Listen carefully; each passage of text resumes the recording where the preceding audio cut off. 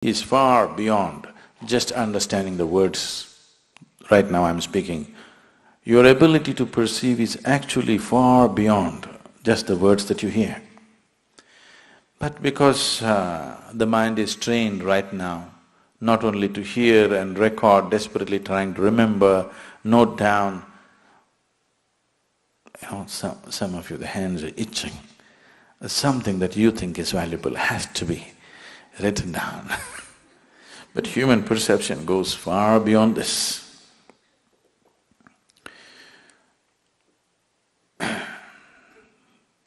Recently I was just 4 days ago, I was in discussion with one of the top-level environmental scientists in this country, and we were just talking about it. Across the dinner, we were just discussing so many things. So he asked, "Sadhguru, what are the books that you read?" I said, "I read Asterix and Dennis the Menace, that's my reading." I don't get to read anything because all the time I'm traveling, if I read a newspaper, that's a big deal. "Then where do you get all the information?" I said, "I'm picking it off you. You did all the study, why should I go through it again? I don't open all those books. You're sitting here and I'm picking all the things and I'm talking about it.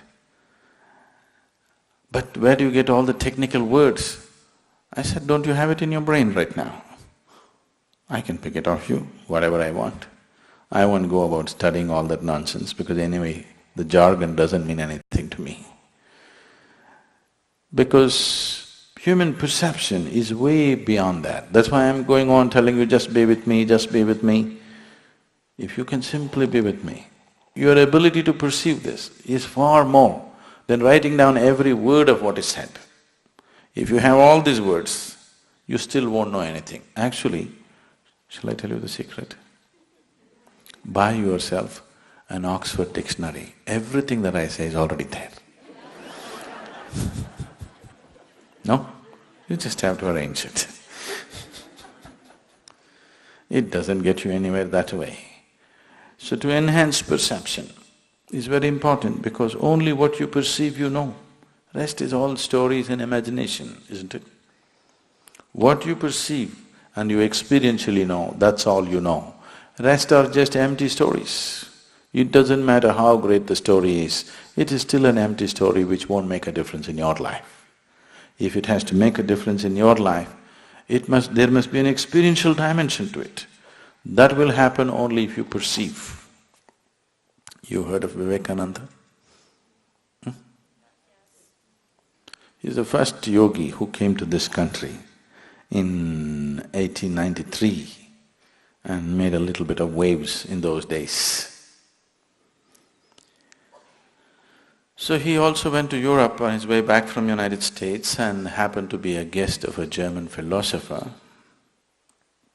And after dinner they met in the study and they were discussing this and that, and there was a large book on his table which was over 700 pages. So Vivekananda said, because the man was speaking very highly about the book, he said, "Can you give me that book for an hour? Let me see what is there in it." That man laughed. He said, "In 1 hour you're going to read this book? I have been reading it for weeks and not getting anywhere because it's so complex. And that too, it's in German language. You don't even know the language. What will you do with it in an hour?"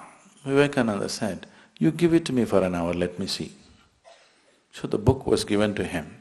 He took the book and placed it between his two hands and just sat there with his eyes closed. After 1 hour, he took the book and gave it to him and said, "This doesn't have anything significant in it." That man thought, this is the peak of arrogance. You don't even open the book and you make a comment about the book, a book which is in a language that you do not know.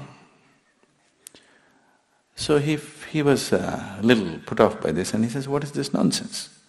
Vivekananda said, "You ask me anything about the book, I'll tell you." Okay, in page 633, what is there? Verbatim, Vivekananda repeats. You ask any page, just number the page, he will tell you what is there word by word on every page. Then he asked, "How is this? You didn't even open the book. How is this possible? He said, that's why they call me Vivekananda. Viveka means perception. His name is Narendra. His guru called him Vivekananda because of his ability to perceive. So he said, that's why I'm called Vivekananda. So perception of life is not… you cannot all process it through your logical mind. It doesn't work like that because logic will filter out so much of your life without which you cannot live.